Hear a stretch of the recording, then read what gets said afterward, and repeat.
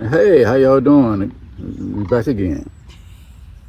Uh, Today we want to talk about uh, our New Year resolution. We're trying to find out how it's going for everybody because we're struggling over here. Thank God my New Year's resolution is not like it was last year. My New Year resolution last year was to not put my foot up somebody behind. Well, my New Year resolution this year is going to be to find us a nice church home. That's really important to me. And why it's important is that I want to share my wisdom, my knowledge, and my understanding to the next generation. I want to sever that slave type mentality was passed on from generation to generation, and put in the real truth about us as a people. And that's what I really want to do. Find me a nice church home and to be able to assert positive energy into the next generation.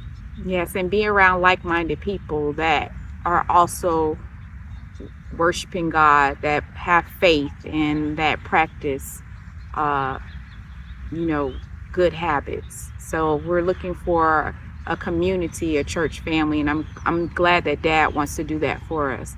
As far as my New Year's resolution, I was supposed to be working on losing at least 30 to 40 pounds.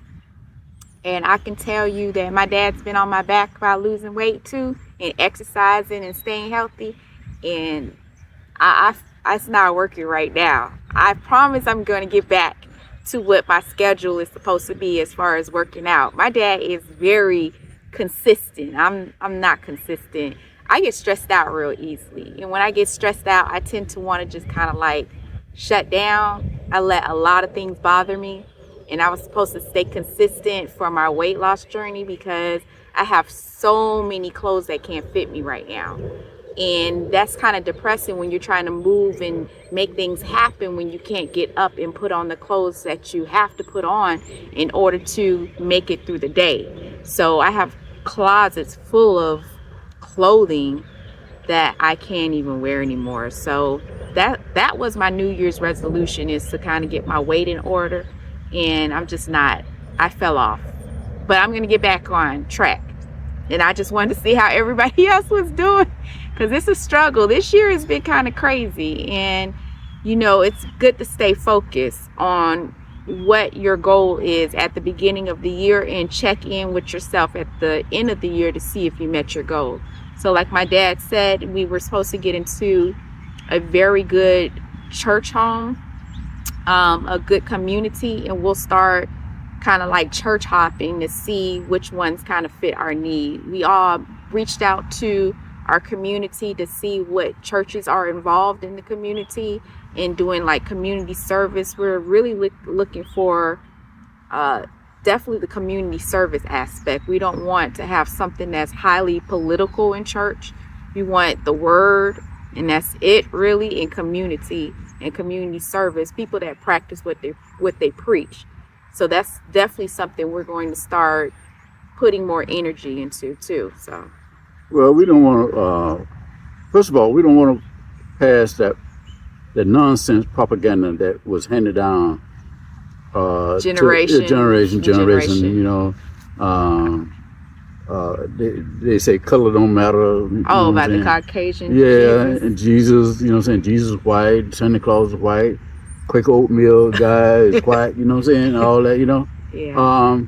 You teach the young generation that never travel outside the country what it is. My daughter been to Africa, been several countries in Africa, been several places in the United States, all over the world, and it's totally different when you go outside the country then come back.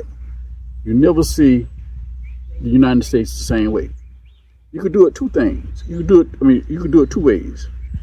You could travel physically outside the country, or you could travel mentally outside the country. What I mean by mentally, meeting people from other countries and have a conversation with them. and see what is congruent in your conversation. That's why Dad wants to definitely have a church that has multiculturalism in it, so that we can interact with people not just from that particular local community, but people that have traveled, that have lived in every other place outside the United States, so that we can have a very holistic experience. But don't forget, I want to put it simple, you know. I like to keep things on a simplistic level. My daughter is Eve's daughter, and I am Adam's son. And that's it. I mean, that's it, you know. And then when you get in, when you ever get in a conversation, pay attention to this. When you get in a conversation with a person about race, it's going to be a conversation about somebody mistreating somebody, you know. So I really want to share. He's basically, and we talk about this off camera, Dad doesn't want to be in a situation where someone automatically interacts with us, and because we're Black people, they want us to be subservient and submissive. So we don't want to go into kind of any church that kind of preaches that Black people are at a lower level. You know what I'm saying? That's not for us, and we're not going to tolerate anything like that. Yeah, so that code. That color code. We don't want to go in a church environment that has the color code. Right. Black get back. Black get back. Brown stick around. Yellow you mellow, and white you all right. You know, and that's the color code. You know, it haven't changed. It is not going to change. That's why we, as individuals, we have to fight for justice. You know, and justice means no one be mistreated and no one be left behind. But we can minimize our interaction with people that practice that kind of religion, that kind of color code, by making sure that we properly vet the churches that we want to attend. Mm-hmm. So that's what we're trying to do right now. And I have a list of churches that were recommended to us, and we're definitely going to see what they're about. But if we walk in and the energy is not right, and they're not, practicing any kind of, equality, good for one, good for other, treat people how they should be treated type of thing, then we're not going to stick around. But we definitely want a multicultural type of environment. Another thing, if they're not doing anything for the old people and the young people, I'm getting the hell out of that. You know what I'm saying? Because I ain't got time to fatten the frog for the snake. Meaning that everything goes into the minister and his family, but nothing goes into the community. The only thing he could do is dress up and wave his hand behind his back like he's a pimp. You know? No, I'm not. I don't seen that too much in my life. Right. So there's a lot of fraudsters in the y'all church. Y'all have your prayers for us, and we'll check back in periodically to let you know how our New Year's resolution is going. How have we found a church home? Yeah.